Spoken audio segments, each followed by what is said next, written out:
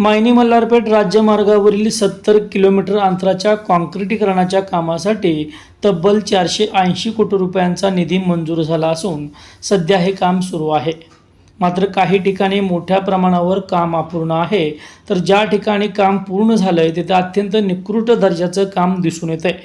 काही महिन्यातच काँक्रिटीकरणाचा रस्ता ठिकठिकाणी उकडू लागलाय. या गंभीर प्रकारावर प्रशासन व ठेकेदार कंपनी चकार शब्द काढायला तयार नाही. मात्र राज्याचे माजी सहकार मंत्री बाळासाहेब पाटील यांनी आज या रस्त्याचं काम अत्यंत चुकीच्या पद्धतीनं सुरू असल्याची प्रतिक्रिया दिली. सध्या या रस्त्यावर अनेकांनी हक्क दाखवला असून त्याचाच गैरफायदा कॉन्ट्रॅक्टरनं घेतल्याने रस्त्याचं काम निकृष्ट झाल्याचा आरोप त्यांनी केलाय. मायनी मल्हारपेठ रस्त्याचं काम चालू आहे. हो. तिकडून खूप मोठी वाहतूक आहे, पण अत्यंत निकृष्ट तो रस्ता अतिशय चुकीच्या पद्धतीने केला गेलाय. मी मंत्री असताना त्याचा पाठपुरावा केला. एडीबी मध्ये तो रस्ता त्या ठिकाणी झाला. ठीक आहे, त्यानंतर सत्तांतर झाल्यानंतर त्याचं काम सुरू झालं, पण मूळ पाया हा आपण त्या काळामध्ये घातलेला होता.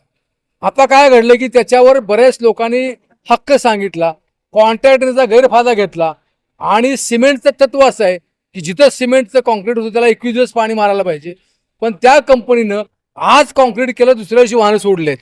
कुणाचा कोणाला ताळमेळ नाही, मध्ये काम ठेवलेलं आहे. आज जर आपण जाऊन बघितलं तर मायनीपर्यंत अनेक ठिकाणी रस्ता उखडलेला आहे, काही ठिकाणी काम अपुरं ठेवलं आहे. आता उदाहरणार्थ उमरज पासून आपण कृष्णादी क्रॉस केली, गेले 3 महिने का काम करते तेच कळत नाही. अपघात होतात, काय होतात, पोलीस प्रशासन सुद्धा बघत नाही. तो रस्ता चुकीचा झालेला आहे. धन्यवाद.